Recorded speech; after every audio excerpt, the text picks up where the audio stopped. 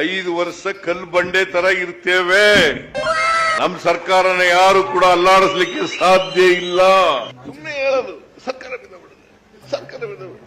ನನಗೂ D K ಶಿವಕುಮಾರ್ಗೂ ವ್ಯತ್ಯಾಸಗಳಿದ್ದಾವೆ, differences ಇದೆ. ನಾನು ಅವನ ಜೊತೆಲೆ ಕೂತಿದ್ದೀವಿ ಈಗ ಇಲ್ಲಿ.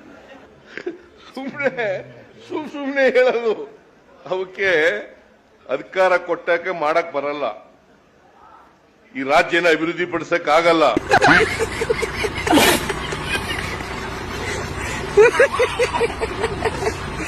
A few moments later. ನನ್ನ ಕಾರ್ ಮೇಲೆ ಕಾಗೆ ಕೂತ್ಕೊಂಡಿತ್ತಪ್ಪ. ಆ ಕಾಗೆ ಕೂತ್ಕೊಂಡ್ರೆ ನಿಮ್ಗೇನ್ ಕಷ್ಟ, ಸಮಾಜಕ್ಕೆ ಏನ್ ಕಷ್ಟ? ಅದಕ್ಕೆ ಒಂದು ವ್ಯಾಖ್ಯಾನ, ಒಂದು ಏನ್ ಚರ್ಚೆ. ಸಿದ್ದರಾಮಯ್ಯನವ್ರ ಕಾರ್ ಮೇಲೆ ಕಾಗೆ ಕೂತ್ಕೊಂಡ್ಬಿಡ್ತು, ಅಧಿಕಾರ ಹೊರಟೋಯ್ತದೆ.